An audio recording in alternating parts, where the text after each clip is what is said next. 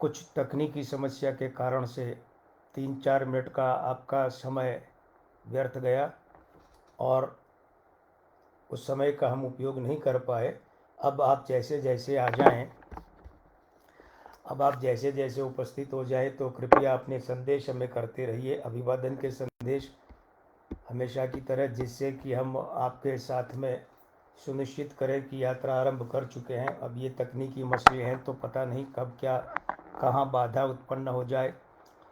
राजस्थान विधानसभा की 200 विधानसभा सीटों के बारे में एक एक सीट की बात करने के क्रम में जो हम चल पड़े थे 6 तारीख से, 6 नवंबर से, तो आज हमारे पास अब अंतिम दिन है, इस अंक का अंतिम समय है और आज हम ये बात पूरी कर लेंगे। आज के साथ ही 200 की 200 विधानसभा सीटों की बात पूरी हो जाएगी। आदरणीय मित्रों, हमारे कई मित्रों ने हमें ये कहा है कि बहुत अच्छा रहता कि यदि हम मध्य प्रदेश की 230 विधानसभा सीटों और छत्तीसगढ़ की 90 की 90 विधानसभा सीटों की भी इसी तरीके से बात करते, किंतु हमारा ये निवेदन है कि ऐसा संभव नहीं है। उसका कारण ये है कि एक तो संसाधनों की कम उपलब्धि होना, कम संसाधन उपलब्ध हैं, सीमित संसाधनों के साथ में इतना बड़ा काम कर पाना, दिन रात युद्ध स्तर पर लगकर 230 और 90 320 और 200 520 सीटों की बात करना। फिर उसके बाद में ये भी होता है कि छत्तीसगढ़ का अलग किया जाए, मध्य प्रदेश का अलग किया जाए और राजस्थान का अलग प्रसारण किया जाए। इन सब की अलग अलग बात कर पाना ये इतने सीमित संसाधनों से संभव नहीं है। इसलिए हमने ये प्रयास सिर्फ राजस्थान को लेकर किया है। मानवेंद्र सिंह जी, जयंत सुथार जी और कुमार AK जी, आपका हार्दिक स्वागत है। जय श्री राम। तो आज हम आपको ये छूट दे रहे हैं कि आज हम लगभग 10 मिनट पहले, अब 5 मिनट देरी से आए हैं ना, तो 5 मिनट अधिक लेंगे हम, लेकिन अंतिम 10 मिनट के समय में हम आपको छूट देंगे कि आप किसी भी विधानसभा के बारे में पूछें, हम उसका परिणाम बताएंगे। विस्तार से बता पाना तो संभव होगा नहीं, किंतु परिणाम बताएंगे। आपकी इच्छा पूर्ति का आज का दिन है और वैसे भी ये कार्यक्रम तो आपकी इच्छा पूर्ति के लिए ही बनाया गया, इसका कलेवर उसी के अनुसार निर्मित किया गया। मित्रों, आगे बढ़ने से पहले कल हमने जिन विधानसभा सीटों की बात की थी, जिन जिलों की बात की थी, जरा उनके बारे में बात कर लें। हमने कल सबसे पहले अजमेर की 8 विधानसभा सीटों की बात की थी। तो 8 विधानसभा सीटों में किशनगढ़ भाजपा को, पुष्कर भाजपा को, अजमेर उत्तर भाजपा को, अजमेर दक्षिण भाजपा को, नसीराबाद भाजपा को, ब्यावर भाजपा को, मसूदा भाजपा को और केकड़ी कांग्रेस को जा सकते हैं। ये हमारा आकलन था। ये हम वापस आएंगे अभी पाली और नागौर की बात करके, फिर लौटेंगे अजमेर के लिए। कल से जुड़कर एक बात करेंगे। आशु सिंह सिसोदिया जी, जय श्री राम, स्वागत है। नागौर ज़िले में 10 विधानसभा सीटें हैं। तो हमारे आकलन के अनुसार लाडनू कांग्रेस को, बीडवाना भाजपा को, चायल भाजपा को, नागौर भाजपा को, खींवसर अन्य संभवतः RLP, मेड़ता अन्य संभवतः RLP, डेगाना BJP, मकराना कांग्रेस, पर्वतसर कांग्रेस और नावा कांग्रेस। यानी कि नागौर में 4 भाजपा को, 4 कांग्रेस को और 2 सीटें जा सकती हैं अन्य को। पाली में कुल मिलाकर 6 सीटें हैं। तो जयतारण कांग्रेस को और सोजत कांग्रेस को। सोजत से पूर्व मुख्य सचिव निरंजन आर्य पहली बार चुनावी लड़ाई में मैदान में उतरे हैं। उम्मीद है कि हमारी गणना के अनुसार वे जीत सकते हैं। हितेश शर्मा जी, जय श्री राम, स्वागत है। मारवाड़ जंक्शन भाजपा को, बाली भाजपा को और सुमेरपुर भाजपा को। यानी कि पाली, मारवाड़ जंक्शन, बाली और सुमेरपुर, ये 4 सीटें जा सकती है भाजपा को और जयतारण और सोजत ये 2 जा सकती हैं कांग्रेस को। राजेश रंगा जी, स्वागत है आपका, जय श्री राम। मुकेश सारस्वत मुक्सा, आपका बहुत बहुत स्वागत है, जय श्री राम। देखिए, हमारे एक मित्र ने कल हमारी एक गलती की तरफ ध्यान दिलाया था शायद नंदलाल नगोला जी थे, अगर सही याद है तो। फिर भी विनोद सुथार जी आपका स्वागत है, जय श्री राम। हमारे एक मित्र ने कल हमें एक बात याद दिलाई थी कि जब हमने यहाँ विश्लेषण प्रस्तुत किया सीट वार, उसमें मसूदा जो है अजमेर ज़िले की 7वीं विधानसभा सीट उसे कांग्रेस को दिया था, कांग्रेस बोले थे।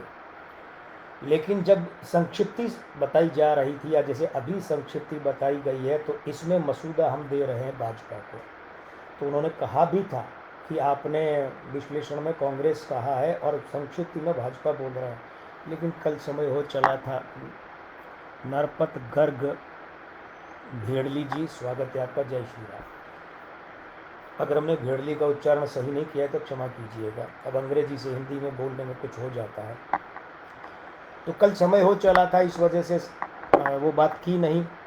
बिल्कुल उनका कहना सही था। देखिए मित्रों, असल में क्या है, ये हमारी त्रुटि थी कि विश्लेषण में हमने इस मसूदा सीट को कांग्रेस का कहा, ये हमारी गलती कैसे।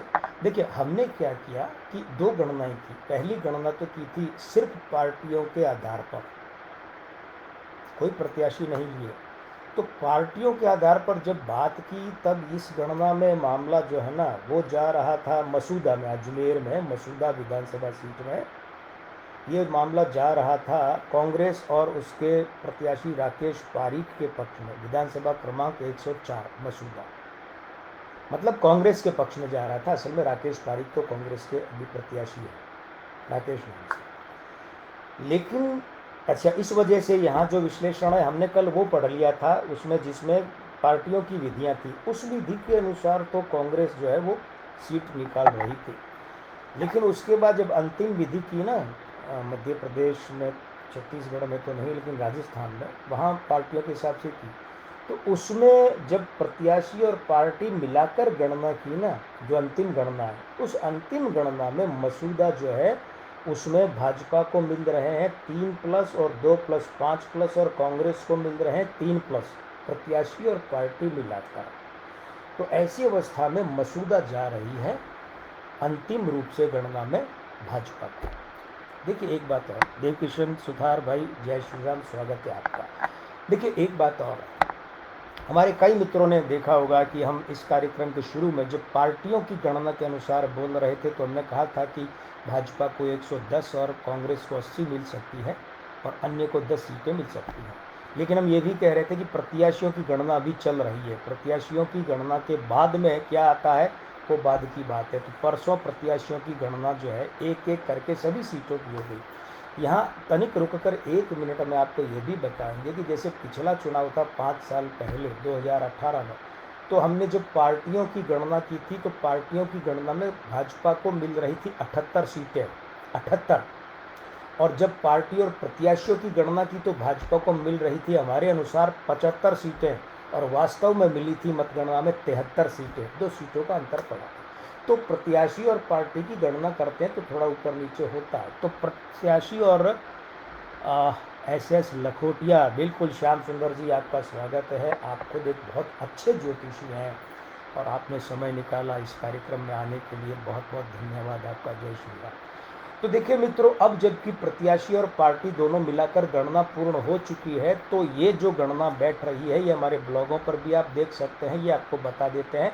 इसके अनुसार भारतीय जनता पार्टी 115 सीटें 115 ला सकती है और कांग्रेस ला सकती है 75 सीटें और 10 सीटें जा सकती है अन्य के खाते में। अन्य के खाते में हम 10 से ज़्यादा दे नहीं पा रहे हैं, क्योंकि हमारी गणना की विधि के अनुसार अगर हम यहाँ देखेंगे ना, तो वो जो सीटें आएंगी वो 200 का आप देखिए 5%, 200 का 5% बैठता है। छत्तीसगढ़ में 2.5% था सीटों की संख्या के अनुपात। तो चलिए आज बात शुरू करते हैं। आज आखिरी दिन है, हमारे साथ सबसे पहले जो जिला रहेगा उसका नाम लेने से पहले हम फिर हाथ जोड़कर निवेदन कर दें कि देखिए, हमारी अपनी राजनीतिक विचारधारा है, आपकी अपनी राजनीतिक विचारधारा है, हमारी राजनीतिक विचारधाराएं भिन्न भी हो सकती हैं, समान भी हो सकती हैं। लेकिन ये जो यहाँ पर हम विश्लेषण रख रहे हैं ना, निष्कर्ष, ये मात्र अंक ज्योतिष पर आधारित भविष्यवाणी है।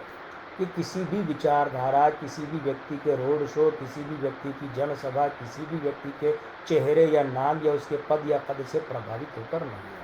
हमारी ये गणना है 3 दिसंबर के मतगणना दिनांक के आधार पर।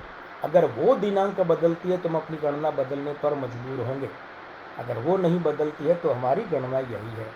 इसलिए इस बात को आप जो है ना दिल पर मत लीजिएगा। यदि हमारा कोई विश्लेषण निष्कर्ष आपकी विचारधारा, आपकी पार्टी, आपके प्रत्याशी के विरुद्ध चाहता है, इसे मात्र अंक ज्योतिषीय विश्लेषण समझकर यहीं तक रखिए और अपने मन में खटास ना आने दें। हम हमेशा प्रार्थना करते हैं, निवेदन करते हैं कि देखिए, हम ऐसा कोई दावा नहीं करते कि ये जो हम कह रहे हैं यही 3 दिसंबर को मतगणना के परिणाम होंगे, ऐसा कोई दावा नहीं। जैसे सेफोलॉजिकल सर्वे होता है, ओपिनियन पोल होता है, जनमत सर्वे होता है, उसी तरीके से अंक ज्योतिषीय आकलन है। सोनिया राठौड़ जी, आपका हार्दिक स्वागत है। नंदलाल नगोला जी, आपका हार्दिक स्वागत है। कल आपने कहा था कि नंदलाल जी कि वो मसूदा सीट जो विश्लेषण में तो हमने कांग्रेस को दी और यहाँ संक्षिप्ति में हम दे रहे हैं भाजपा को, आपने कहा था कि हमने वो गलती सुधार ली है और वो बता दिया है कि नहीं, मसूदा भाजपा को ही जा रही है, प्रत्याशी और पार्टी दोनों की गणना के हिसाब से। ये हमने अपनी उस कहने की गलती को सुधार लिया। चलिए, आज सबसे पहले बात करते हैं तो हमारे सामने जो ज़िला है वो है जालौर। जालौर ज़िले में, चलिए अब इधर चलते हैं। जालौर कहाँ गया भाई? नागौर, नागौर के बाद में पाली। पाली की बात हम कर चुके हैं। पाली के बाद में ये लीजिए, ये आ गया है ज़िला, कहाँ गया भाई? जोधपुर। तो चलिए, जोधपुर के बाद जैसलमेर। सबसे पहले हम बात करते हैं जैसलमेर की 2 विधानसभा सीटों की।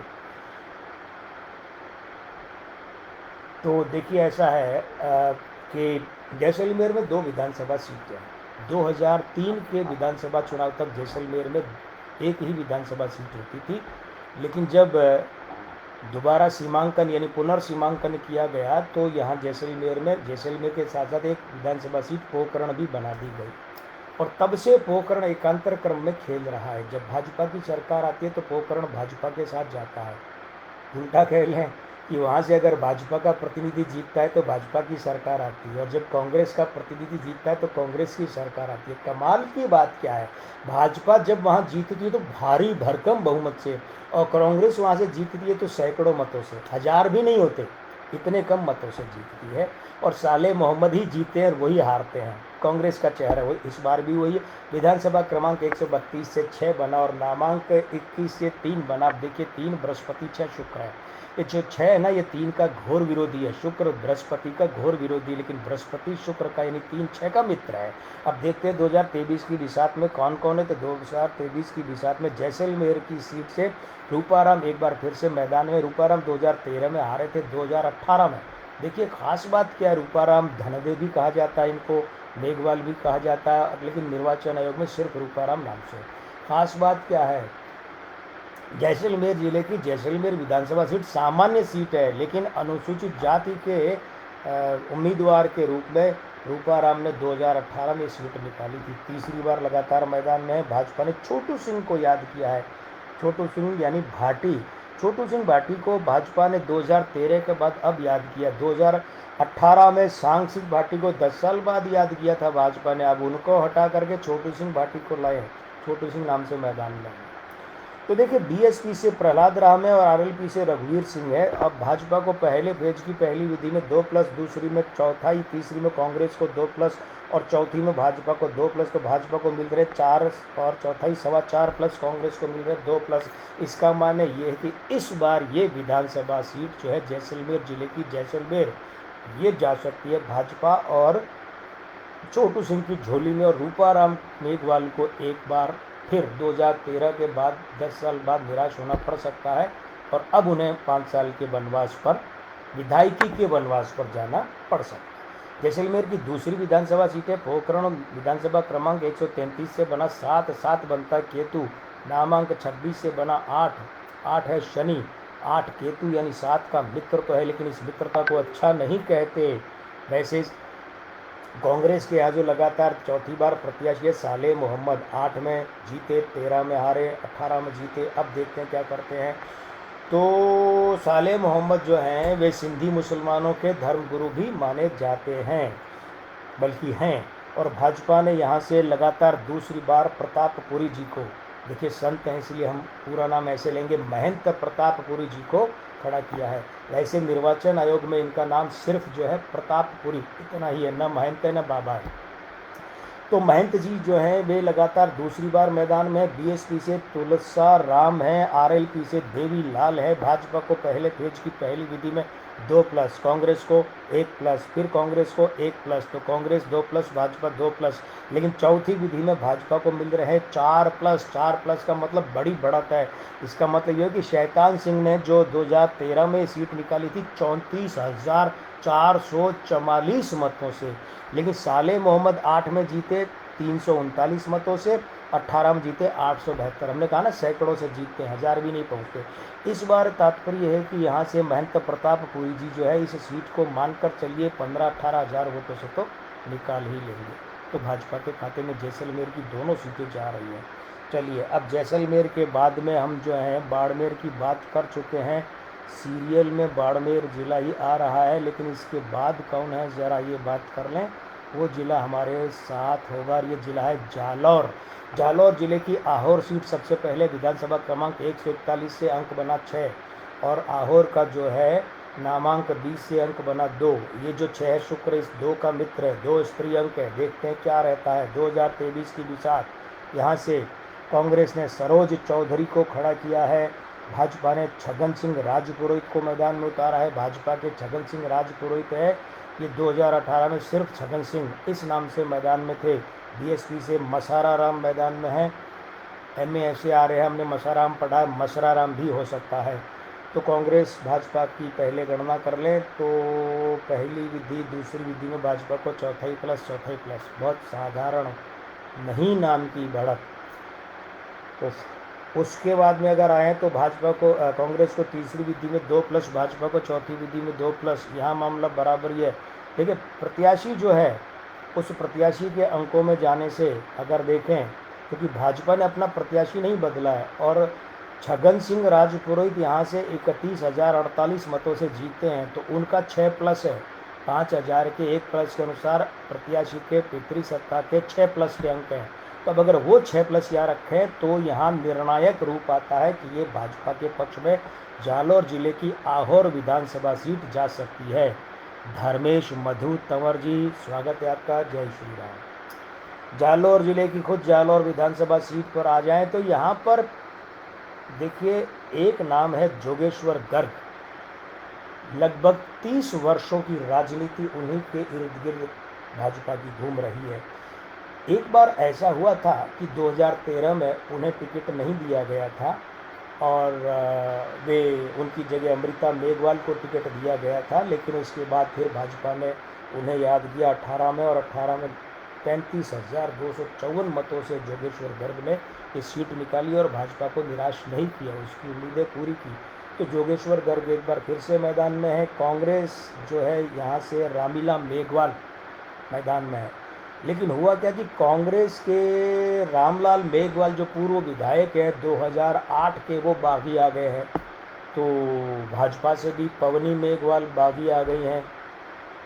तो असल में ये चतुष्कोणीय और चारों ही तगड़े उम्मीदवार हैं। देखिए कौन जीतता है। पहली विधि में बराबर, दूसरी में भाजपा 3+, चौथी में कांग्रेस 1+, और पाँचवें क्षमा कीजिए मिलान कीजिए दोबारा। पहली विधि में दोनों बराबर है, दूसरी विधि में भाजपा 3+, तीसरी विधि में कांग्रेस 1+, और चौथी विधि में भाजपा 2+, यानी भाजपा हुई 5+ और कांग्रेस हुई 1+, यानी निर्णायक बढ़त है। और प्रत्याशी के अगर अंक देखें तो प्रत्याशी के अंकों के हिसाब से 7+ है, क्योंकि जोगेश्वर गर्ग भी मौजूद हैं और भाजपा भी मौजूद हैं भाजपा की तरफ से, है ना। प्रत्याशी नहीं बदला, तो 7+ अगर ज़रूरत पड़े, हालांकि नहीं पड़ रही है क्योंकि भाजपा को यहाँ पर सीधी सटाक 4+ की बढ़त मिल रही है, तो जोगेश्वर गर्ग कम से कम 20-22 मतों से तो जीत ही सकते हैं। प्रत्याशी के अगर अंक जोड़ लेंगे तो ये विजय 35-38 हज़ार भी पहुँच सकती है। तो जालौर जिले की जालौर विधानसभा सीट भाजपा के खाते में जाती दिख रही है। चलिए भीनमाल की बात करते हैं। बलराम चतुर्वेदी जी हमारे साथ जुड़ चुके हैं। जय श्री राम, स्वागत है आपका। भीनमाल विधानसभा क्रमांक 143, अंक बना 8, नामांक 21, अंक बना 3। ये 3 और 8, 3 बृहस्पति 8 शनि एक दूसरे के मित्र हैं, लेकिन उठा पटक की युति करवाते हैं। इस बार उठा पटक की यह युति किसके पक्ष में जा रही है? तो चलिए 2023 के उम्मीदवारों की बात करें। समरजीत सिंह, बल्कि डॉक्टर समरजीत सिंह कांग्रेस से मैदान में है। समरजीत सिंह जो है पिछली बार मैदान में थे, लेकिन डॉक्टर शब्द इनके नाम में नहीं था, तो डॉक्टर साहब की ख्वाहिश पूरी होती है कि नहीं। पूराराम भाजपा से है। पूराराम पिछली बार पूराराम चौधरी के नाम से थे, उससे पिछली बार भी पूराराम चौधरी के नाम से दोनों बार जीते हैं। और अगर देखा जाए तो पूराराम चौधरी ने भाई हैट्रिक लगाई थी पिछली बार 8, 13 और 18, तो चौट्रिक लगा सकते हैं क्या? अंग्रेजी वाले क्या कहते हैं भाई, 4 बार लगातार जीतने को।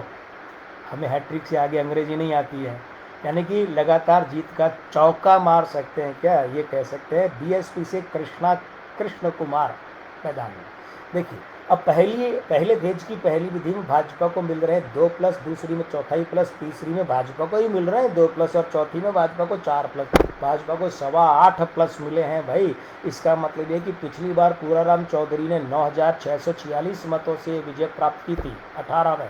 इस बार हो सकता है वो इसका 2 गुना कम से कम, यानी 18-20 हज़ार मतों से विजय प्राप्त कर सकते हैं। अनिल गुप्ता जी हार्दिक स्वागत आपका। जय श्री राम। यानी कहाँ, कौन सी सीट है, ध्यान रखिएगा, भीनमाल। और भाजपा का प्रत्याशी कौन है? लगातार चौथी बार पूराराम चौधरी जीत सकते हैं, और लगभग 18-20 हज़ार मतों से। चलिए बात करते हैं सांचौर की। सांचौर विधानसभा क्रमांक 144 से बना 9। ये जो 9 है ना, 1-1-4-4, 144 मतलब 1-4-4, ये 9 1 वाले सूर्य के साथ तो अच्छी युति बनाता है। लेकिन ये जो 4-4 है ना, 4-4 राहु मंगल, ये दोहरी अंगारक युति है, विस्फोटक युति।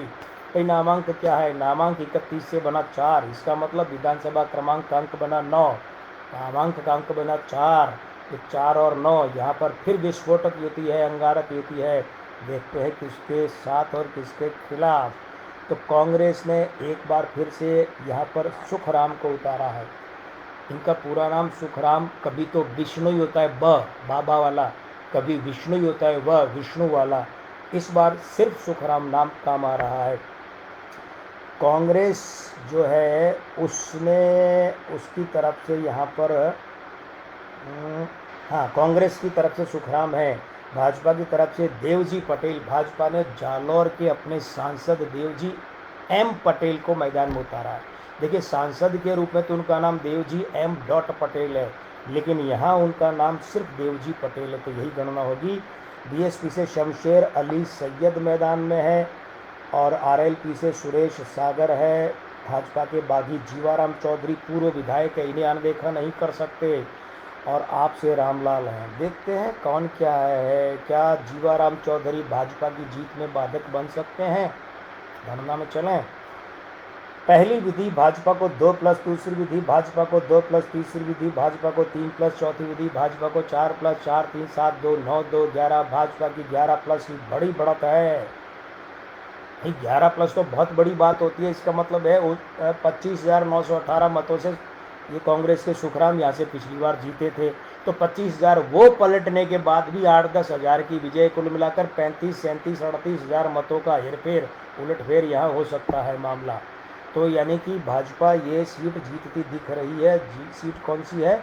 सांचौर। चलिए जालौर में अब रानीवाड़ा हमारे सामने है, और रानीवाड़ा जो है वो जालौर की आखिरी विधानसभा सीट है। विजय शर्मा जी हार्दिक स्वागत है आपका। देखिए हम जयपुर ज़िले की बात कर चुके हैं, लेकिन रहिएगा आज आखिरी 10 मिनट में हम जो आप कहेंगे उस सीट का बताएंगे, चिंता मत कीजिए। जालौर की रानीवाड़ा विधानसभा क्रमांक 145 से 1 है, नामांक 19 से 1 है। 2023 में क्या मामला बैठता है देखिए। कांग्रेस ने रतन देवासी को फिर से मैदान में उतारा है। असल में रतन जो है इनका इतना ही नाम काम में आ रहा है, देवासी नहीं आ रहा। ठीक 2008 की तरह 2008 में भी इनका नाम सिर्फ रतन था, देवासी नहीं था। और तब भाजपा के नारायण सिंह देवल दूसरे स्थान पर रहे थे। वही नारायण सिंह देवल अब भाजपा के प्रत्याशी है और लगातार मैदान में। नारायण सिंह देवल ने 2008 में हारने के बाद 13 और 18 में सीट निकालकर भाजपा को दी थी। लेकिन बीएसपी से लखाराम मैदान में है। ये क्या लखाते हैं देखें।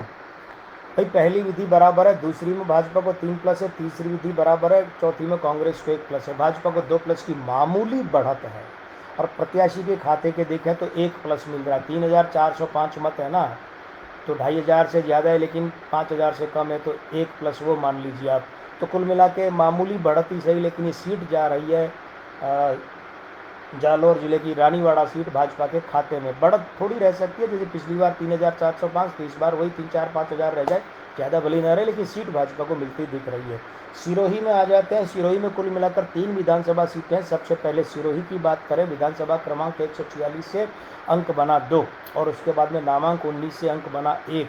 जो 1 है ये सूर्य है और विधानसभा क्रमांक का जो अंक 2 है ना, वो मंगल है, क्षमा कीजिएगा 2 चंद्रमा है। चंद्रमा स्त्री अंक है, पुरुष अंक है। मनोज शर्मा जी, जय श्री राम, स्वागत है आपका।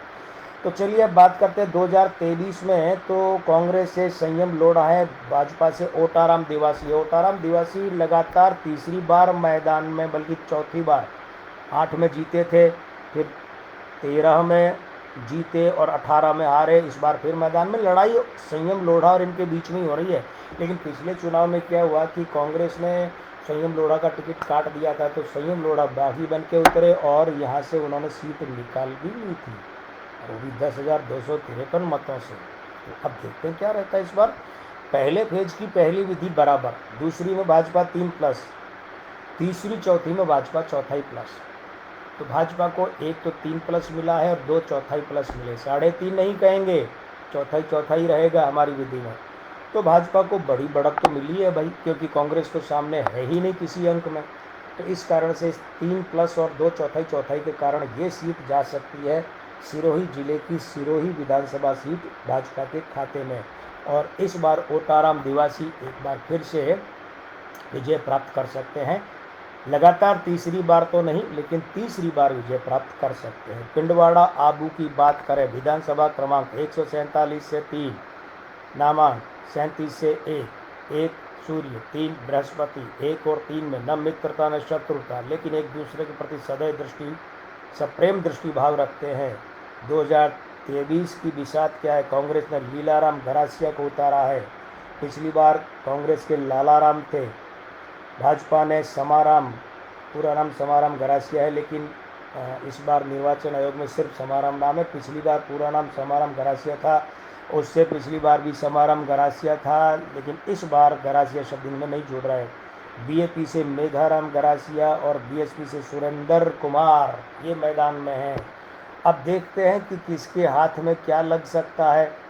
तो देखिए, पहली विधि बराबर, दूसरी विधि में भाजपा 2 प्लस, तीसरी में भाजपा 2 प्लस, चौथी में भाजपा 1 प्लस, प्रत्याशी के खाते से भाजपा 5 प्लस। कुल मिलाकर चाहे प्रत्याशी के अकेले की पितृ सत्ता के अंक देखें कि भाजपा और प्रत्याशी मिलाकर देखें, दोनों स्थितियों में गणना जो भाजपा के पक्ष में जा रही है। तो पिंडवाड़ा आबू ये है सिरोही जिले की दूसरी विधानसभा सीट, ये जा सकती है भाजपा के पक्ष में। सिरोही की तीसरी और आखिरी सीट है रेवदर, ये अनुसूचित जाति के लिए आरक्षित सीट है। चलिए, विधानसभा क्रमांक 148 से अंक बना 4, रेवदर का नामांक 21 से बना 3, 3 है बृहस्पति, 4 है राहु। 3 की 4 के साथ युति को कहते हैं, बृहस्पति राहु की युति को कहते हैं गुरु चांडाल युति। तो अच्छी भी होती है और बुरी भी होती है, वो तो देखना पड़ता है कि संगत अंक कौन से हैं, उनके समीकरण इनके साथ कैसे हैं, फिर तय होगा कि किसके लिए अच्छी किसके लिए बुरी। 2023 कांग्रेस से मोतीराम, पूरा नाम मोतीराम कोहली, लेकिन निर्वाचन आयोग में सिर्फ मोतीराम। भाजपा से जगसी राम। देखिए, जगसी राम जो हैं वे पिछले 2-3 बार के विजेता हैं भाजपा के, 8, 13, 18। और बीएसपी से वीणाराम हैं और बीएपी से गणपत लाल ये मैदान में है। पहली विधि में भाजपा को 2 प्लस, दूसरी में चौथाई प्लस, तीसरी में भाजपा को 2 प्लस और चौथी विधि में भाजपा को 4 प्लस। कुल मिलाकर भाजपा को मिले हैं 4, 2 6 और 2 8 प्लस। बड़ी बढ़त है ये देखा जाए तो। जगसी राम कोहली के जो है प्रत्याशी के अगर हम अंक देखें तो पिछली बार वे 14,604 मतों से जीते थे, तो इसका मतलब 3 प्लस वो भी हो जाते हैं। तो ये सीट जो है सिरोही जिले की रेवदर विधानसभा सीट, ये जा सकती है भाजपा के पक्ष में। चलिए अब हमारे पास बच जाते हैं, वे हैं डूंगरपुर और बांसवाड़ा। इनकी बात करें, उदयपुर के बाद में नंबर आता है डूंगरपुर का। तो डूंगरपुर, चलो भाई आ जाओ, डूंगरपुर किधर रह गए, ये आ गया। डूंगरपुर जिले की पहली विधानसभा सीट है खुद डूंगरपुर। उपेंद्र मिश्र भाई, जय श्री राम, आपका हार्दिक स्वागत है। बड़ी देर भाई नंदलाला, आपकी प्रतीक्षा बिल्कुल आरंभ से थी। तो डूंगरपुर का विधानसभा क्रमांक 158 से 5 है और नामांक 37 से 1 है। ये 1 जो है इसको हम कहते हैं सूर्य आदित्य, और 5 जो है वो क्या है, वो है 5 बुध है। तो ये सूर्य और बुध की युति को हम कहते हैं बुधादित्य युति। बुधादित्य का मतलब क्या है, बड़ी शुभ युति होती है। प्रमोद कुमार जी हार्दिक स्वागत है।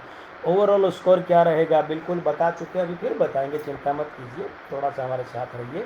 और आज तो इस कार्यक्रम का अंतिम दिन है, बिल्कुल कार्यक्रम के अंत में बाकायदा ओवरऑल टैली स्कोर बताएंगे क्या है। बड़ा अच्छा शब्द है स्कोर। तो 2023 की अगर बात करें तो कांग्रेस ने गणेश घोगरा को टिकट दिया है, भाजपा ने बंसीलाल कटारा को और बीएपी ने कांतिलाल रोत को टिकट दिया है। कांतिलाल रोत जो है ये बीटीपी के बड़े मजबूत स्तंभ थे, राजकुमार रोत और कांतिलाल रोत। फिर बाद में बीटीपी यानी भारत ट्राइबल पार्टी से अलग हो गए, तो इन लोगों ने मिलकर एक नई पार्टी बना ली, भारत आदिवासी पार्टी यानी कि बीएपी। प्रमोद कुमार जी, जय मां बगला मुखी माता। नजीर खान साहब, जय श्री राम, हार्दिक स्वागत है आपका। तो अब देखिए क्या बात है, और यहाँ पर एक चीज़ को विशेष रूप से देखना पड़ेगा। ये जो गणेश घोगरा है ना, ये कांग्रेस के निवर्तमान विधायक है और ऐरे गहरे नहीं है। पिछली बार इन्होंने 27,898 मतों से सीट निकाली थी, बड़ी भारी विजय थी भाई वो। तो देखते हैं, पहली विधि में बराबर, दूसरी विधि में भाजपा को 1+, मज़ा नहीं आया, 1+। तीसरी विधि में कांग्रेस को 3+, लीजिए बढ़त हो गई। चौथी विधि में कांग्रेस को 1+, मतलब कांग्रेस को 4+ और भाजपा को मिल रहा है 1+। हो गया मामला यहीं कांग्रेस के पक्ष में। और प्रत्याशी के अगर पितृ सत्ता के अंक देखेंगे तो कांग्रेस के पक्ष में जा रहे हैं 3 और 3 6+, यानी कुल मिलाकर प्रत्याशी के पितृ सत्ता के अंकों से देखें कि पार्टी और प्रत्याशी से देखें, ये सीट जो है डूंगरपुर की, डूंगरपुर सीट ये जाती दिख रही है कांग्रेस के पक्ष में। चलिए आसपुर किसकी आस पूरी करेगा और किसे निराश रखेगा। विधानसभा क्रमांक 159 से 6, नामांक 20 से 2, 6 शुक्र 2 चंद्रमा, ये 6 2 का मित्र है, शुक्र चंद्रमा का मित्र है। अब देखिए बात ये है कि 2023 में कांग्रेस ने जो दांव लगाया है अपना, वो कांग्रेस ने दांव लगाया है राकेश रोत पर और भाजपा ने गोपीचंद मीना पर। गोपीचंद मीना भाजपा के पुराने खिलाड़ी है भाई, 2013 और 18 में इन्होंने भाजपा को सीट निकाल कर दी है। बीएपी से उमेश मीना, उमेश दामोर भी लिखते हैं, और बीएपी से, और बीएसपी से दिलीप मीना। तो ये मैदान में हैं, आप देखें क्या रहता है खेल। पहली विधि में भाजपा को 1/4+, दूसरी विधि में भाजपा को 1/4+, तीसरी विधि में कांग्रेस को 2+, और उसके बाद में अगर हम जाएं तो भाजपा के 2+ बनते हैं, 3+ नहीं, भाजपा के 2+ बनते हैं प्रत्याशी के खाते के पितृसत्ता के अंक। तो भाजपा के 2+ वो हो गए, कांग्रेस के 2+ ये हो गए बराबर। कांग्रेस को चौथी विधि मिला 1/4 और भाजपा को भी पहली और दूसरी विधि मिले 1/4। इसका मतलब मामला बराबरी पर रह गया, यानी कि ये जो विधानसभा सीट है आसपुर डूंगरपुर जिले की, ये न भाजपा न कांग्रेस, अन्य के खाते में जा सकती है। अब वो अन्य बीएपी वाला होगा या बीएसपी वाला होगा या बीटीपी वाला होगा या निर्दलीय होगा, वो एक अलग बात है। सागवाड़ा की बात करें, सागवाड़ा विधानसभा क्रमांक 160 से 7, नामांक 17 से 8, 8 शनि 7 केतु, 8 7 का मित्र है, लेकिन अच्छी नहीं है ये मित्रता। हर मित्रता अच्छी नहीं होती, कुछ मित्रताएं अंदर तक घात भी करती है। 2023 में कांग्रेस ने दांव लगाया कैलाश कुमार भील पर और भाजपा ने शंकर लाल डेचा पर। ये शंकर लाल डेचा 2018 में भाजपा के प्रत्याशी थे, लेकिन शंकर लाल के नाम से थे। यहाँ बीएपी ने मोहनलाल रोत को टिकट दिया है, देखें परिणाम क्या रहता है। तो भाजपा को 2+, पहली विधि कांग्रेस को, दूसरी विधि 1+, कांग्रेस को तीसरी विधि 1+, यानी भाजपा कांग्रेस यहाँ तक तो बराबर हो गए।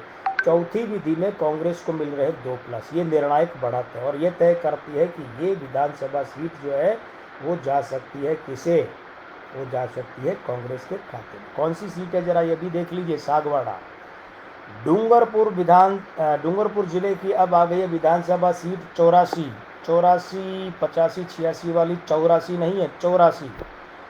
161 से विधानसभा क्रमांक का अंक बना 8 और 84 के नामांक 22 से अंक बना 4, 4 राहु है, 8 शनि है। तो विधानसभा क्रमांक का अंक और नामांक का अंक ये आपस में प्रेत युति बनाते हैं। नाम से ही अच्छी नहीं है, लेकिन किसी किसी के पक्ष में भी आती है अगर संगत अंक अनुकूल हो तो।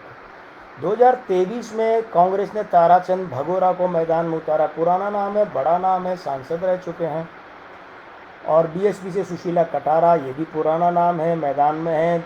2013 में इन्होंने सीट निकाल के दी थी भाजपा को। ये बात ठीक है कि 2018 में हार गई थी। बीटीपी से रणछोड़ ताबियाड़ है, बीएपी से राजकुमार रोत, ये निवर्तमान विधायक है। पिछली बार 18 में ये जीते थे बीटीपी से, लेकिन जैसा बताया ना कि इन लोगों ने बीटीपी से अलग होकर बीएपी बना ली। बीएसपी से विजय पाल रोत ने डाली। चल देख कौन जीत सकता है। पहली विधि भाजपा 2+, दूसरी विधि भाजपा 1+, तीसरी विधि भाजपा चौथाई प्लस, चौथी विधि भाजपा कांग्रेस 2+। तो कांग्रेस और भाजपा यहाँ पर हो गए हैं 3 और 2। अब जाना पड़ेगा पितृसत्ता में प्रत्याशी किसका है भाई। निवर्तमान विधायक, न भाजपा का न कांग्रेस का। उसके अंक पड़ रहे हैं 3+। मतलब ये है कि थोड़ा सा झुकाव भाजपा की तरफ जरूर है, लेकिन अगर वो प्रत्याशी जो है निवर्तमान विधायक वो भाजपा का होता तो बड़ी आसानी से कह देते कि ये सीट भाजपा के खाते में जा रही है। लेकिन ये 3+ जो है ये पलड़े को इधर झुका देते हैं। तो ये 3+ इधर झुका देते हैं, मतलब क्या हुआ, मतलब ये हो कि बीटीपी के 3+ और उसके प्रत्याशी के जो अंक हैं ये मिल करके ले जा रहे हैं अन्य के खाते में। इसका मतलब ये हुआ कि ये जो सीट है, कौन सी, डूंगरपुर जिले की 84 विधानसभा सीट, ये न भाजपा और न कांग्रेस के खाते में, ये जा सकती है अन्य। और अन्य भी संभवतः पार्टी बीएपी रह सकती है और प्रत्याशी राजकुमार रोत एक बार फिर से रह सकते हैं, लेकिन भाजपा और कांग्रेस से तो अन्य में जा रही है।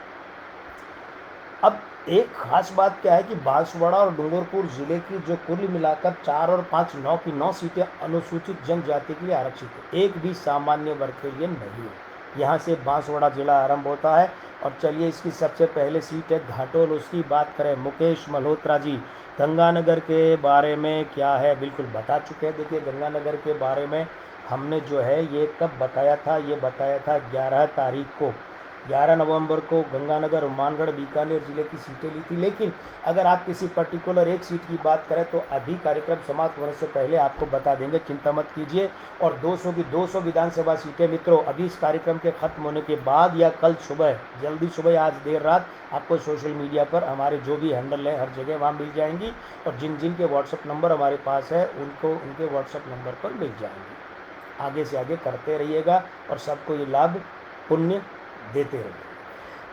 चलिए घाटोल की बात करें। विधानसभा क्रमांक 162 से 9 बना और घाटोल का नामांक 23 से बना 5। ये जो नामांक 5 बना ना, नामांक 5 बुध, ये विधानसभा क्रमांक अंक 9 है ना, ये बुध उसका मंगल का घोर विरोधी है और वो इसका विरोधी है। दोनों में आपस में विरोध में 3- का समीकरण बनता है भाई। ये कोई अच्छा नहीं है, उठापटक का है। लेकिन किसकी उठापटक, ये देखें तो देखिए कांग्रेस ने इस बार नाना लाल नीनामा को, जो पिछली बार थे, जो उससे पहले भी थे और जो निर्दलीय जीते थे 2008 में, 13 में 18 में कांग्रेसी थे वे, 13 में जीते 18 में हारे, उन्हें उतारा है भाजपा ने।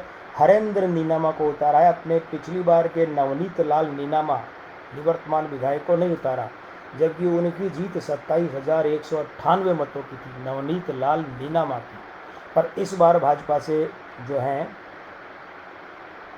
नहीं, भाजपा से है मानशंकर नीनामा, कांग्रेस से नानालाल नीनामा और बीएसपी से बापूलाल गनावा। चलते पहला फेज, पहली विधि कांग्रेस 3+, भाजपा 2+, भाजपा 3+, कांग्रेस 2+, 5-5। अब चूंकि निवर्तमान विधायक जो है, ये निवर्तमान विधायक कहाँ गए भाई, इनके भाजपा के पक्ष का 1+ भी नहीं है, तो इनके अंक ले नहीं सकते। कम से कम 1+ होता, 5,000 मतों की जीत होती तो 1+ तो लेते, वो भी नहीं ले सकते। जिले के अंकों में चलें तो जिले के अंकों में पहली ही विधि निर्णय कर देती है और वो कांग्रेस के पक्ष में जा रही है 2+। तो कांग्रेस के कुल मिलाकर हो गए 3, 2 5 और 2 7, और भाजपा के हो गए 5+। तो थोड़ा है मार्जिन, 5-7 हज़ार की जीत रह सकती है, लेकिन ये सीट कुल मिलाकर जाती दिख रही है हमें कांग्रेस के खाते में। उसके बाद आ जाती है गढ़ी विधानसभा क्रमांक 163 से 1 है, नामांक 12 से 3 है। अब देखें 2023 में क्या रहता है। वैसे 1 और 3 में हम कुछ देर पहले बात कर चुके हैं। 1 सूर्य 3 बृहस्पति है। सूर्य और बृहस्पति के बीच में न तो मित्रता का संबंध है न शत्रुता का, लेकिन फिर भी एक आदर वाली, सम्मान वाली, प्रेम वाली दृष्टि है। संबंध नहीं है, दृष्टि है, दोनों में अंतर है। 2023 में कांग्रेस ने शंकरलाल चरपोटा को मैदान में उतारा है। पिछली बार कांता भील मैदान में थी कांग्रेस की तरफ से, ये नया चेहरा है। भाजपा ने कैलाश चंद्र मीणा को मैदान में उतारा है। भाजपा ने जीतमल खांट को दोहराया नहीं था 18 में भी, और कैलाश चंद्र को दिया था। उन्होंने 24,401 मतों से सीट निकाली। यानी कैलाश चंद्र जो हैं चरपोटा मीणा भाजपा के, ये निवर्तमान विधायक है, और बीएसपी से सूर्यलाल खाट ये मैदान में है। तो पहले फेज में चलें। पहला फेज अगर पर्याप्त निर्णायक रहा तो यही निर्णय हो जाएगा, नहीं तो दूसरा, या फिर प्रत्याशियों के अंक देखेंगे। पहले फेज की पहली विधि भाजपा 2+, दूसरी विधि भाजपा चौथाई, तीसरी में बराबर, चौथी में भाजपा चौथाई। तो भाजपा को मिल रहे हैं 3+ और 2/4 मिल रहे हैं। 3+ पर्याप्त है और 2/4 मिलकर आधा नहीं होंगे। हमारे जो मित्र बार बार साथ में, उन्हें पता होगा कि हमारे यहाँ पर चौथाई 4 बार भी, जैसे तारानगर में राजेंद्र राठौड़ को मिल रहा है 4 बार चौथाई, वो 1 नहीं बना, वो चौथाई ही रहेगा। तो प्रत्याशी के अगर अंक भी देख लेंगे तो भी संतुष्टि भाजपा के पक्ष में जाएगी, क्योंकि प्रत्याशी के पितृ अंकों के हिसाब से 5+ आ रहे हैं। तो प्रत्याशी के अकेले के अंकों के हिसाब से भी भाजपा को जा रही है। दोनों को मिलाकर देखें तो भी सीट भाजपा को जा रही है। सीट कौन सी, जरा एक बार नाम भूल गए तो गढ़ी बांसवाड़ा विधानसभा क्षेत्र की, जिले की, बांसवाड़ा जिले की। अब खुद बांसवाड़ा विधानसभा क्षेत्र हमारे सामने आ गया है, और इसका जो है विधानसभा क्रमांक 164 से बना 2 और नामांक 21 से बना 3। ये देखिए 3 बृहस्पति, 2 चंद्रमा, 3 2 का मित्र है और 2 3 का परम मित्र है। मीनाक्षी बल्ला जी, हार्दिक स्वागत है आपका। तो अब ये देखा जाएगा कि ये 2 और 3 की युतियाँ किसके पक्ष में रही। 2023 में कांग्रेस यहाँ अरुण सिंह बामनिया को मैदान में लाई है। भाजपा ने धन सिंह रावत को उतारा है। धन सिंह रावत भाई सांसद भी रहे हैं और 2013 के विधायक भी हैं। 2018 में हकरू मैडा को भाजपा ने याद किया था। अब 10 साल बाद धन सिंह रावत को याद किया है। बीएपी से हेमंत कुमार राणा है और भाजपा के बागी हकरू मैडा को 18 में दिया था ना टिकट, भाजपा ने, हार गए थे। इस बार उन्हें टिकट नहीं मिला तो मैदान में बागी बनकर आ गए। देखते हैं परिणाम क्या रहता है। परिणाम ये रह सकता है, देखिए कि भाजपा को मिल रहा है पहली विधि में 2+, दूसरी, तीसरी, चौथी विधि में भाजपा को मिल रहा है चौथाई प्लस। लेकिन ये 2+ कम बढ़त बताता है, पर बढ़त बताता है। अब कम बढ़त का मतलब ये है कि भाई 1500, 2000, 2500, 3000 के बीच में अंतर रह जाए, तो इससे ज़्यादा न हो भले, मगर इतने अंतर से भी सीट ये जो है वो जा रही है भाजपा को। और भाजपा के धन सिंह रावत 5 साल के अंतराल के बाद 13 में विधायक थे और 23 में फिर विधायक बन सकते हैं। चलिए आगे बात करते हैं। बांसवाड़ा जिले की बागी दौरा, कुछ लोग इसे बागी डोरा कहते हैं, कुछ इसे बागी दौरा कहते हैं। यहाँ की विधानसभा सीट हमारे सामने आ गई है, बात करते हैं इसकी। विधानसभा क्रमांक 165 से बना 3, बागी दौरा का नामांक 21 से बना 3। 3 और 3 दोनों जगह बृहस्पति है, परम मित्रता है, प्रतिरूप युति, फोटो कॉपी इक्वेशन है, किसके पक्ष में किसके प्रतिपक्ष में। और मित्रों अभी तैयार हो जाइए अपने प्रश्न के लिए कि किस किस विधानसभा सीट का जिले का आप जानना चाहते हैं, वो फटाफट लिखते जाइए यहाँ पर, क्योंकि अब हमारे पास में 2 ही सीटें बची है, बागी दौरा और कुशलगढ़। उसके बाद में फिर हम ओवरऑल टैली की बात करेंगे, जैसे प्रमोद कुमार जी ने कहा। तो अब अपनी अपनी बता दीजिए कि किसकी सीट का परिणाम आपको आज जानना है। बागी दौरा में इस बार एक बार फिर से महेंद्रजीत सिंह मालवीय मैदान में है कांग्रेस की तरफ से। ये 8 में जीते थे, 13 में जीते, 18 में जीते, लगातार जीतते जा रहे हैं। भाजपा ने कृष्णा कटारा को मैदान में उतारा है। बीएपी से जय कृष्ण पटेल है। बीटीपी से बसंत गरासिया मैदान में है। मनोज शर्मा जी बीकानेर पश्चिम बिल्कुल बताएंगे, आप अपने प्रश्न रखते जाइए। तो देखते हैं कि महेंद्रजीत सिंह मालवीय, कृष्णा कटारा, जय कृष्ण पटेल और बसंत गरासिया, इनमें से कौन मैदान मारता है। पहले पेज की पहली विधि भाजपा 2+, दूसरी भाजपा चौथाई प्लस। मज़ा नहीं आया होगा भाजपा को। तीसरी विधि भाजपा को 2+, कुल मिलाकर भाजपा को जो है 4+ मिले हैं और एक चौथाई प्लस मिला है। कांग्रेस को चौथी विधि में मिले हैं 5+। भाई 1+ ही सही, लेकिन कांग्रेस आगे है। और कांग्रेस के पक्ष में एक खास बात क्या है, प्रत्याशी के पितृ अंक जो हैं वे हैं 4+, वे भी जा रहे हैं। तो 4 ये और 1 वो 5+ से कांग्रेस आगे है भाजपा से। तो ये सीट जो है बागी दौरा ये जा सकती है एक बार फिर से कांग्रेस और महेंद्रजीत सिंह मालवीय के खाते में। तरुण ब्याजी जय श्री राम, बिल्कुल तारानगर और सरदारपुरा का बताएंगे आपको। राजेश शर्मा जी, डॉक्टर साहब सांगानेर जयपुर से कौन हो सकता है, बिल्कुल ये भी बताएंगे। नज़ीर खान साहब लक्ष्मणगढ़ सीकर का बिल्कुल बताएंगे। आप लक्ष्मणगढ़ सीकर दोनों सीटों की बात कर रहे हैं या सीकर जिले की लक्ष्मणगढ़ विधानसभा सीट की बात कर रहे हैं। तो चलिए अब हमारे पास में आखिरी विधानसभा सीट आ गई है और वो है कुशलगढ़, बांसवाड़ा जिले की। ये पूरे के पूरे हमारे इस कार्यक्रम की भी अंतिम विधानसभा सीट है। तो बांसवाड़ा जिले की कुशलगढ़ विधानसभा सीट है। इसका विधानसभा क्रमांक 146 से अंक बना 166 से अंक बना 4। कमाल की बात क्या है जरा ये भी देखिए, 166 में 1 6 6, सूर्य शुक्र शुक्र, ये शुक्र सूर्य का विरोधी है, ये शुक्र इसका जो अंक बनता है 4 उसका भी विरोधी है, और नामांक 31 से बना 4। तो ये नामांक 4 है और विधानसभा क्रमांक का अंक 4 है। ये 4 दोनों जगह राहु बैठा है। अच्छा भी होता है बुरा भी होता है, ये देखना पड़ेगा कि अंक किसके इसके संगत में अच्छे हैं। 2023 को अगर देखें तो यहाँ पर मैदान में कांग्रेस से श्रीमती रामीला खड़िया है। श्रीमती वगैरह शब्द निर्वाचन आयोग में नहीं है, रामीला खड़िया नाम निर्वाचन आयोग में है। भीमा भाई डामोर भाजपा से, भीमा भाई पिछली बार भी थे, भीमा भाई 2013 में जीते थे लेकिन तब इनका नाम भीमा भाई था, और उसके बाद में 2018 में इनका नाम भीमा भाई था। इस बार इनका नाम भीमा भाई डामोर है। बीएसपी से हरेंद्र नीनामा है, बीटीपी से देवचंद मावी मैदान में है। कौन मैदान मारेगा, मैदान में मीर कौन होगा। पहला चरण, पहली विधि भाजपा 2+, दूसरी विधि भाजपा 2+, तीसरी विधि भाजपा 2+, भाजपा के कुल हो गए हैं 6+। कांग्रेस चौथी विधि में 3+, भाजपा को 3+ की बढ़त है। प्रत्याशी की तरफ जाने की ज़रूरत ही नहीं पड़ेगी। क्यों, क्योंकि जब भाजपा की बढ़त है तो प्रत्याशी कांग्रेस का उधर जाने से मतलब नहीं है। भाजपा के खाते में कांग्रेस के प्रत्याशी के अंक तो जोड़ेंगे नहीं, तो पार्टी में प्रत्याशी के अंक जोड़ नहीं सकते, विपरीत प्रत्याशी है। भाजपा को यहाँ पर पर्याप्त बढ़त मिली है और ये पर्याप्त बढ़त 3+ की है। तो 3+ का मतलब ये सीट जो है बांसवाड़ा ज़िले की कुशलगढ़ विधानसभा सीट ये जा सकती है भाजपा को। तो चलिए अब हम जो है एक संक्षिप्ति भरी नज़र डाल लेते हैं कि कौन कौन सीटें किस किस दल को मिल रही हैं, है ना। उसके बाद में फिर आप जो कहेंगे वो आपको बताते जाएंगे। आज मित्रों हमने बात की है थोड़ा सा तकनीकी समस्या लगता है अभी भी चल रही है। हाँ, आप अपने प्रेम कुमार कपिल हर्ष जी जय श्री राम, हार्दिक स्वागत है आपका। मित्रों आप अपने कुछ एक प्रश्न रखते रहिए।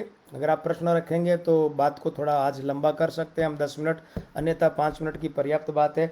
देखिए संक्षिप्ति की बात कर लेते हैं। तो आज क्या क्या रहा, आज हमने बात की जालौर ज़िले की।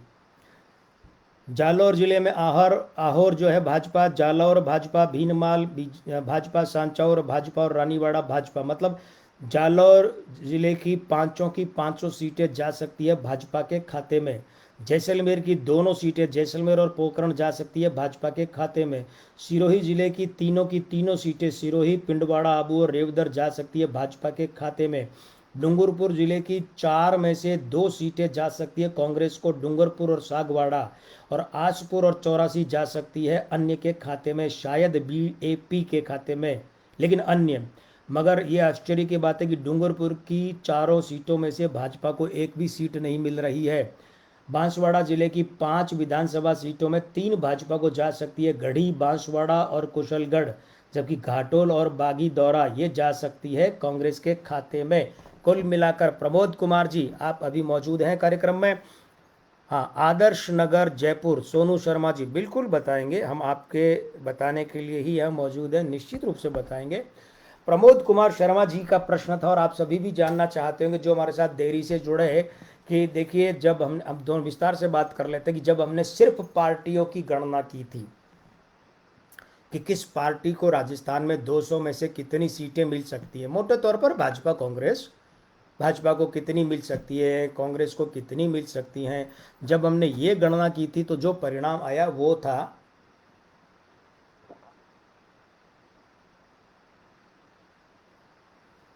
वो ये था कि भाजपा को मिल रही थी 110 सीटें, ये मिल रही थी, कांग्रेस को मिल रही थी 80 सीटें। और उसके बाद क्या होता है, जैसे जैसे प्रत्याशी घोषित होते गए और प्रत्याशियों के आंकड़े मिलते गए, फिर उनको बिठाकर उनकी भी गणना की, उसके बाद में पार्टी प्लस प्रत्याशी दोनों को मिलाकर गणना की और गणना का अंतिम रूप लिया गया। वो अंतिम रूप क्या बैठा कि उसमें भाजपा को मिल रही हैं 115 सीटें और कांग्रेस को मिल रही है 75 सीटें और 10 को मिल रही हैं अन्य सीटें। अब इन 10 में कौन है ये ध्यान रखिएगा, भाजपा कांग्रेस के अलावा जो भी दल हैं ये सभी दल हैं और साथ में जो निर्दलीय हैं वे भी हैं। इसमें निर्वाचन आयोग में जो पंजीकृत हैं वे भी पार्टियां हैं, जो मान्यता प्राप्त दल हैं, गैर मान्यता प्राप्त दल हैं, निर्दलीय, वो सब अन्य में हैं। ये तो प्रमोद कुमार जी सहित सभी मित्रों को हम ये कहना चाहेंगे, हमारा जो अंतिम निष्कर्ष है, टोटल टैली जो क्या है, अंतिम स्कोर क्या है, वो ये है, राजस्थान की 200 विधानसभा सीटों में से 115 सीटें भारतीय जनता पार्टी को मिल सकती हैं, 75 सीटें कांग्रेस को यानी भारतीय राष्ट्रीय कांग्रेस को मिल सकती हैं और 10 सीटें मिल सकती हैं इन दोनों पार्टियों के अतिरिक्त दलों और निर्दलीयों को। चलिए अब एक एक करके बात करते हैं। शुरुआत कहाँ से करें? सबसे पहला प्रश्न किसका आया था भाई इस मामले में? पीछे जाना पड़ेगा, पीछे जाना पड़ेगा, पीछे जाना पड़ेगा। जयपुर जिला क्या रहेगा? विजय शर्मा जी पूरे जिले का ही बता दें क्या? क्योंकि बलराम चतुर्वेदी जी का एक प्रश्न था जयपुर जिले के बारे में 2 दिन पहले। तो चलिए ऐसा करते हैं, जयपुर जिले की सभी 19 विधानसभा सीटों की बात कर लेते हैं, अच्छा रहेगा, है ना? तो जयपुर जिले फटाफट बात होगी, बस सीट का नाम और पार्टी का नाम इतना ही होगा, विस्तार से नहीं हो पाएगा, ये भी ध्यान रखिएगा मित्र। जयपुर जिले में फटाफट बोल रहे हैं, आप नोट करते रहिएगा अगर आपको नोट करना है।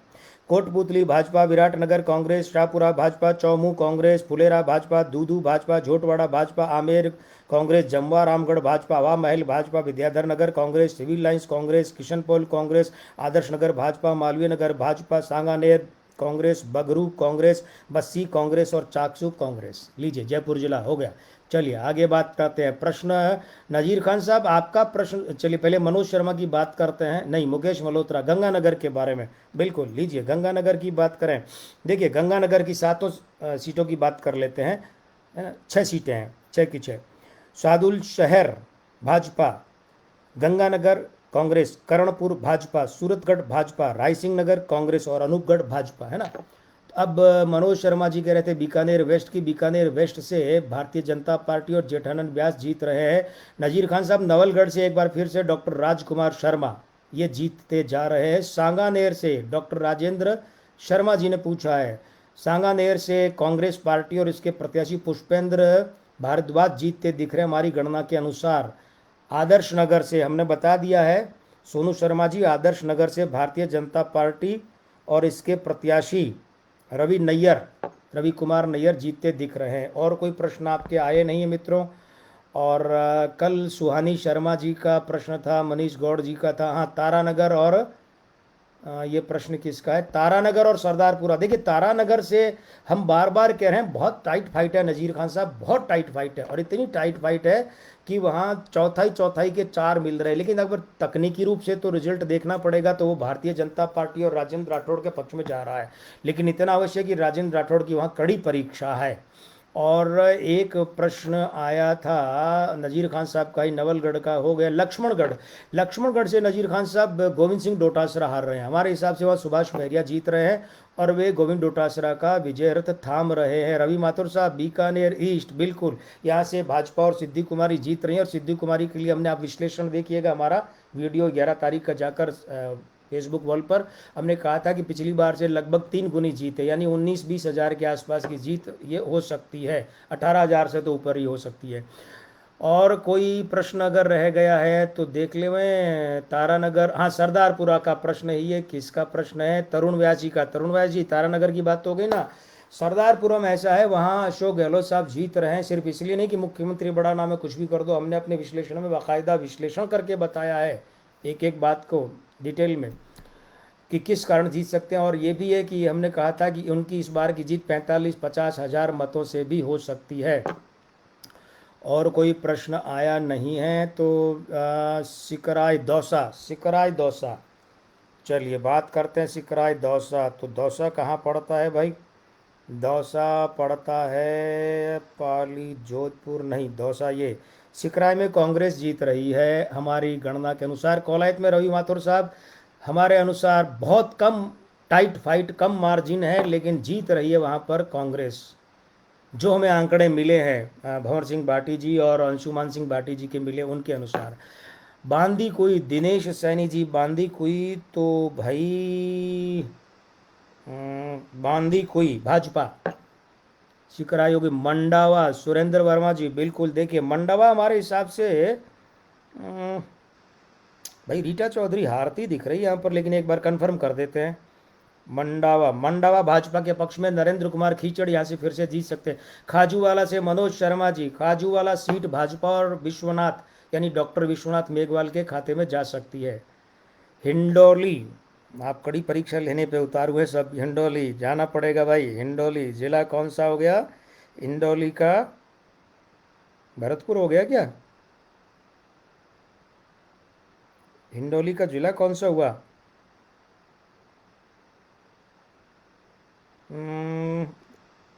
हिंडौन है ये तो। हिंडोली का जिला कौन सा हुआ भाई?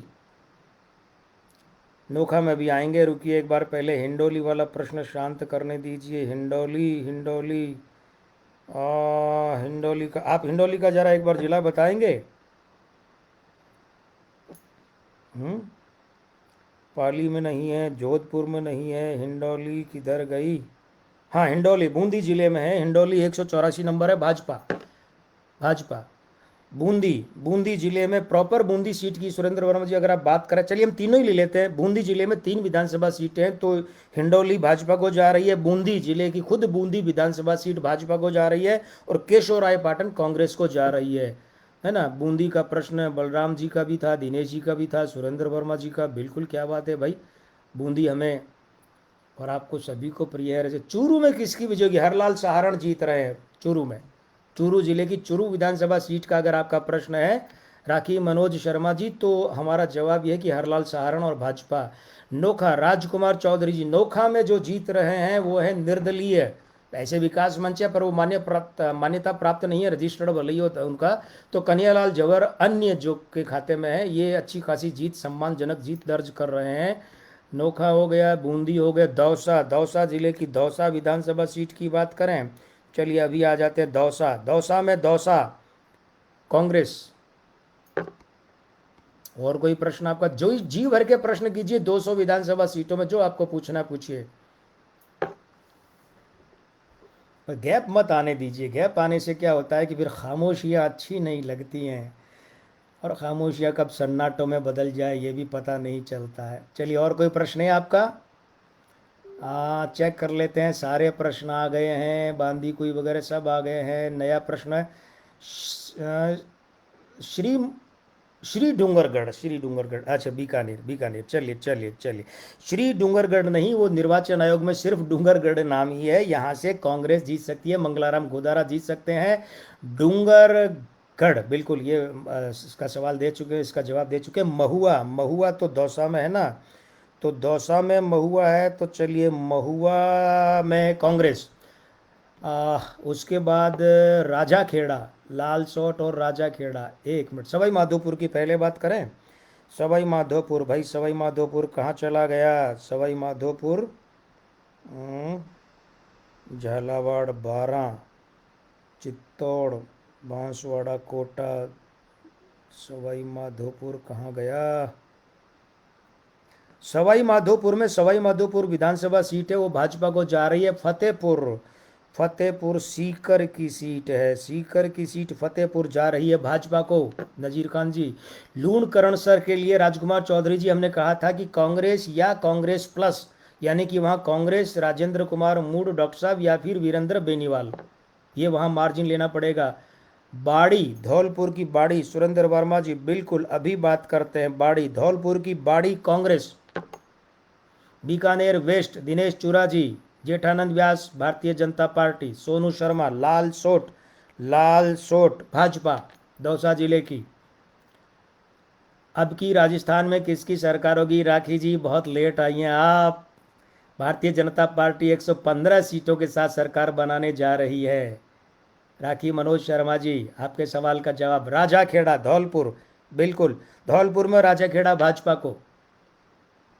सवाई माधोपुर की बात हो गई। महुआ, महुआ की बात हो गई थी ना? बिल्कुल महुआ की बात हो गई थी। महुआ में कांग्रेस।